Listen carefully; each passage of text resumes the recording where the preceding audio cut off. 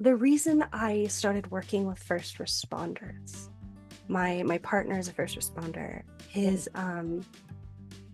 His preceptor. So when he was an EMT going through medic school, he had to find a preceptor. So this is a medic who'd been working in the field for a few years now.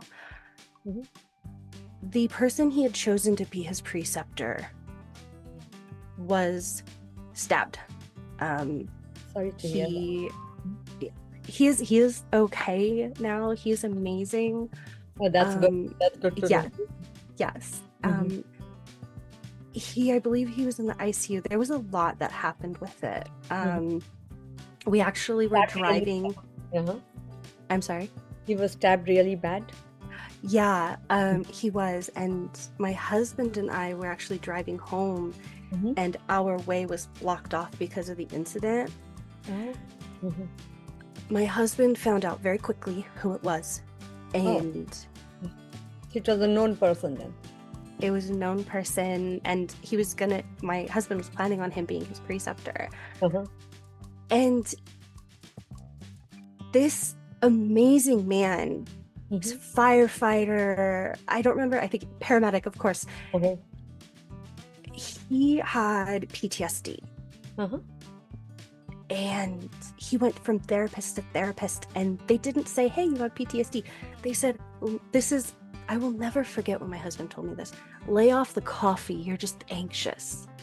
Oh, that's so bad. Yeah. The anxiety and anger and frustration I had when I was told that, and then come to find out that is what first responders are dealing with. Uh-huh. My husband went to his own therapy, and she had said, oh, just failure to adapt is what he had. It's just anxiety and failure to adapt. My husband has been in the field for over 18 years. The Wow. calls he has ran, there's no way it's a failure to adapt. He That's continues for sure. going. Yeah. Yeah, like he's there. This is his job. He loves this. It's his passion. And realizing how many are dealing with that, and then they keep going to work. They keep going. The things they see, the way they handle their emotions and try to shove it down because they're our heroes and they really want to be that for us. I wanted to find a way to truly help, because I was working with the military at the time too, with IOP when I did EMDR, when I learned about it, and that's the way I responded to spiders afterwards.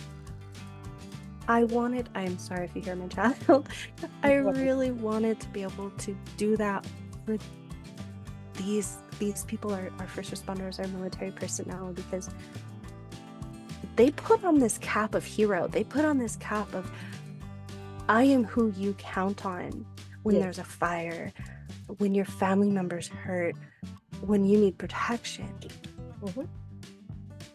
And I really, really wanted to be able to support this population because, gosh, they need it.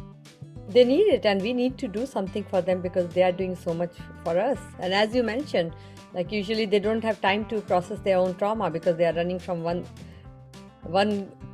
fire to another, incident, right? So basically they barely get time, and when they go they are given a solution which is not even a solution. So basically no attention is given to what's causing that emotion. So I'm glad that you did that. That's really, really amazing.